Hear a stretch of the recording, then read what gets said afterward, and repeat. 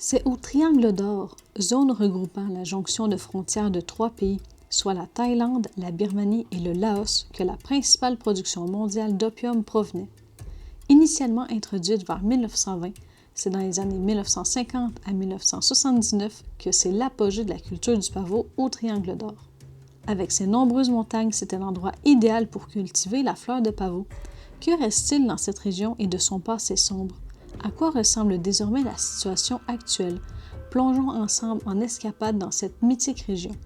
La situation de la culture de l'opium a pratiquement disparu en Thaïlande et a fortement reculé au Laos. Malheureusement, la culture de pavot est encore bien présente au Myanmar. C'est un problème majeur.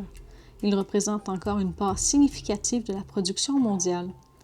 Cependant, une autre problématique est arrivée dans cette région il y a quelques années. Quand on regarde l'horizon sur le Mekong vers le Laos, quelque chose cloche. Un immense casino en forme de lotus trône ainsi que de multiples gratte-ciels. Ce paysage détonne drôlement pour un pays qu'est le Laos. Le Laos a autorisé à une compagnie chinoise privée le statut de zone économique spéciale du Triangle d'Or, le GTSEZ. C'est donc une concession de longue durée, soit de 99 ans, accordée par le gouvernement laotien. Encore souverain, c'est toutefois l'entreprise qui gère le développement et l'exploitation de la région. Il y a donc eu une reconversion économique dans le secteur des jeux d'argent, et ce, dans une zone grise. La zone est très controversée pour plusieurs raisons. Les accusations de blanchiment d'argent sont très fréquentes, ce serait un des hauts lieux pour le trafic humain et les cyberescroqueries. Dû à la zone économique spéciale, les autorités laotiennes peinent à contrôler la zone. Le Laos y voyait un superbe investissement étranger qui allait permettre à de nombreux habitants d'y trouver un emploi. Beaucoup moins visible que l'opium, cette nouvelle économie est tout aussi problématique. Le vice a tout simplement changé de forme au Triangle d'Or. Bonjour et bienvenue à une nouvelle vidéo de Sur la Trotte. On se retrouve présentement à Sobroak, la ville thaïlandaise qui fait partie du Triangle d'Or qui relie 3 pays. En face de nous, on a le Laos avec Vantaclen, qui a des allures plutôt étranges et non conventionnelles pour le Laos. Puis ensuite, on a la Birmanie, le Myanmar, avec le petit village de Golden Triangle qui semble très, très calme. C'est un coin qui m'attirait vraiment beaucoup pour son passé quand même un peu sombre, aussi sa culture. Puis ce qu'on va voir dans la vidéo aussi, ça va être comment a l'air le Triangle d'Or aujourd'hui. Puis au-delà de l'histoire, on va aussi regarder qu'est-ce qu'il y a à faire, les visites importantes et tout. On est venu ici de manière comme autonome parce qu'il y a beaucoup de tours qui se vendent d'une journée pour se rendre ici, mais c'était pas assez, puis je l'ai vraiment bien exploré la ville. C'était un peu ardu de trouver l'information en ligne et même à station de bus, on partait de Chiang Rai. Par contre, on s'est rendu, c'est faisable, il faut comme faire confiance au peu d'informations qu'on reçoit, même à l'information touristique la station de bus, on recevait une information. Après, il y a des tuk-tuk drivers qui venaient nous parler puis qui nous disaient c'est tel bus. Puis on a dû parler à quelques conducteurs d'autobus, mais finalement, on s'est rendu, ça se rend bien. On s'est rendu à Chiang Saen pour ensuite prendre un tuk-tuk pour se rendre ici. Tout s'est bien déroulé, puis on va juste voir comment ça se passe pour le retour, mais je me doute qu'on n'aura pas de problème. Toute l'incertitude un peu qu'on avait sur à quelle heure qu'on va arriver et tout, bien, ça rendait comme l'excursion comme vraiment intéressante. Puis là, pour voir le coucher de soleil, on s'est rendu au Wat Pratat Doi Phu-Kao. Puis il faut monter au moins une centaine de marches pour se rendre à ce superbe point de vue-là.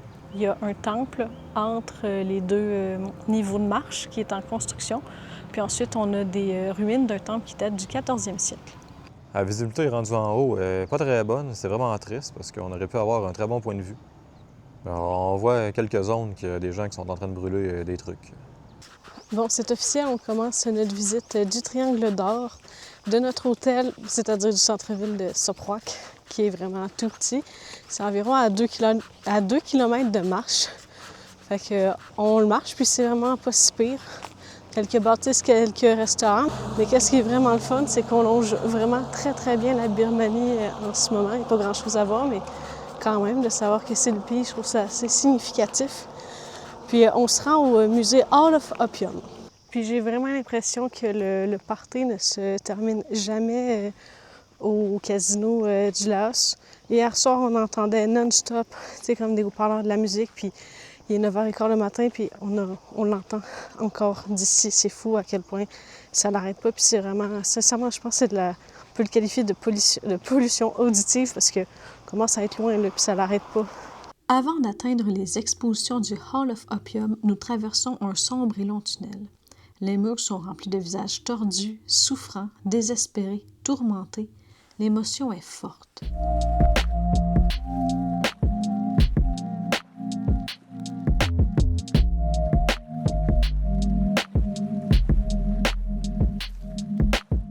La première section présente de manière exhaustive le pavot et nous poursuivons avec l'histoire commerciale de cette plante.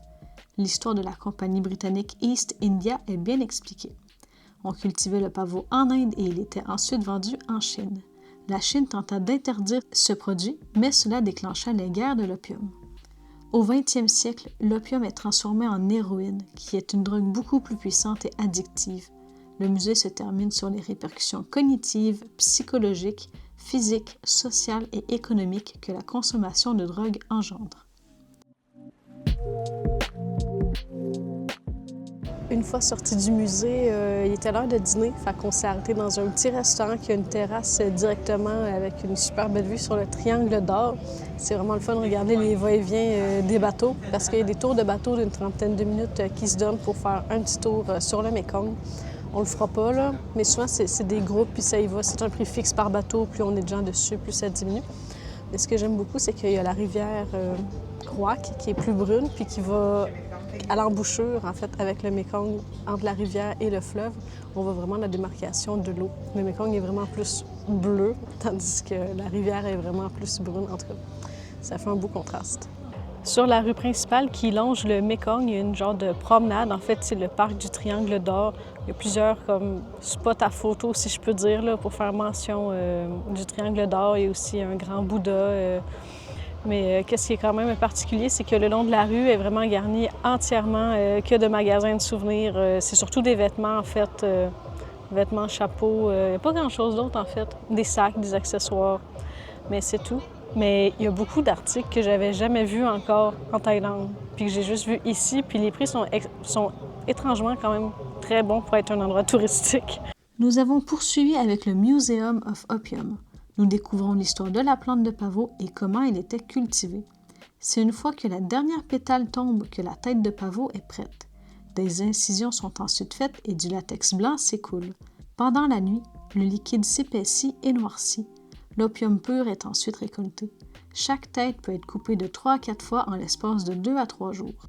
De nombreux objets liés à l'opium sont exposés, dont des balances, des poids en bronze de forme d'animaux, dont l'Inta, qui est un oiseau mythique birman, des pipes, des matelas, des lampes et des oreillers qui sont fabriqués en bois, en béton ou en porcelaine.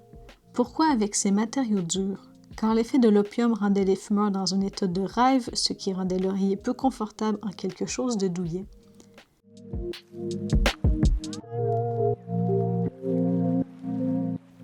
Sachez que des étampes sont disponibles à la sortie de l'exposition sur l'opium.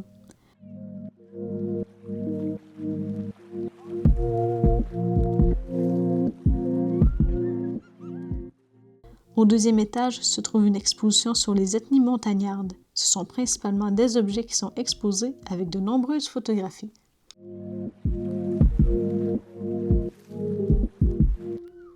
On se retrouve encore au point d'observation proche du temple. On sort du musée de l'opium. On a fait les deux. Hall of Opium qui est à 2 km, plus le musée de l'opium qui est vraiment en plein centre de la ville.